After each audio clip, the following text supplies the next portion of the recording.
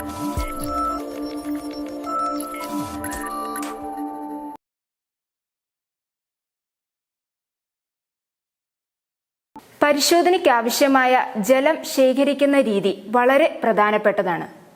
ഇത് എങ്ങനെ ചെയ്യാമെന്ന് നമുക്ക് പരിശോധിക്കാം. പരിശോധനയ്ക്ക് ആവശ്യമായ ജലം സ്കൂളിൽ നിന്നും ലഭ്യമാകുന്ന സ്റ്റെറിലൈസ്ഡ് ബോട്ടിലിലാണ് കൊണ്ടുവരേണ്ടത്.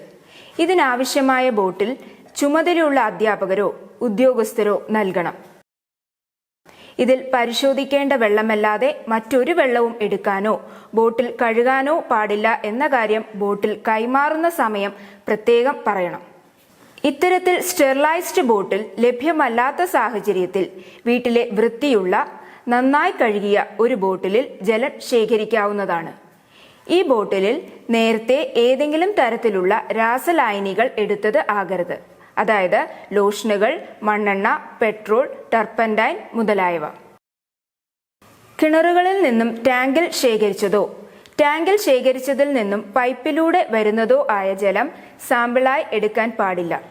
കിണറിൽ നിന്നും നേരിട്ട് ജലം ശേഖരിക്കണം.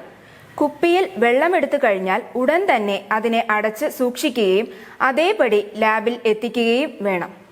കുഴൽ കിണറിൽ നിന്നാണ് ജലം ശേഖരിക്കുന്നതെങ്കിൽ ടാങ്കിൽ വീഴുന്നതിന് മുൻപ് തന്നെ സാമ്പിൾ എടുക്കേണ്ടതാണ്.